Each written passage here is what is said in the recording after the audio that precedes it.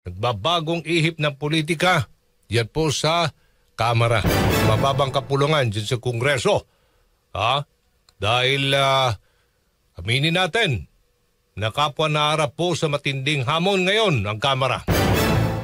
Sa pamumuno ng bagong halal na leader ng Kamara na si Speaker Faustino Boji D. III. Kasi kahapon, formal nang nagbitiw sa pwesto si Congressman Ferdinand Martin Romualdez sa gitna ng mga alegasyon ng katiwalian, kaugnay ng mga proyekto ng flood control at ang issue sa pambansang budget for 2025. Selfless act ang sabi po ng ilang mga kongresista. Ito pong pagbibitiw ni Congressman Romualdez at sa kanyang pagbibitiw nga tumakbang na ito upang muwakasan yung mga suspetsya na patuloy na impluwensya sa Kamara kahit wala na sa pwesto.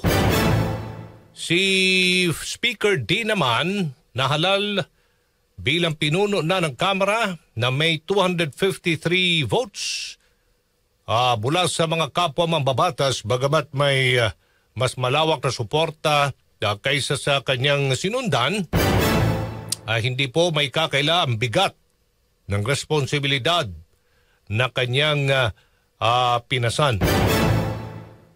Kaya't inamin ni Speaker D yung pangamba ng hamon ng paglilinis sa imahe ng Kamara at nangakong hindi pagtatanggol ang mga tiwaling kasamahan. Yan ang malaking hamon ngayon. Papaano mo may babalik ang tiwala ng taong bayan dyan po sa Kamara. At hindi rin pinalampas ng mga miyembro ng minority bloc yung po pagkakataon upang ipahayag ang kanilang mga saloobin.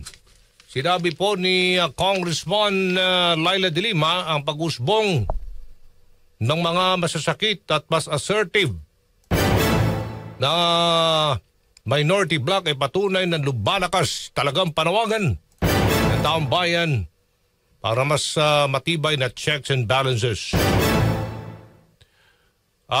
Ngayon namang araw na ito ay ipagpapatuloy ng Senate Blue Ribbon Committee ang kanilang pagdinig sa manumalyang proyekto kontra baha sa pangunguna ni Senate President Vicente Tito Soto III. Si Aljo Bendijo.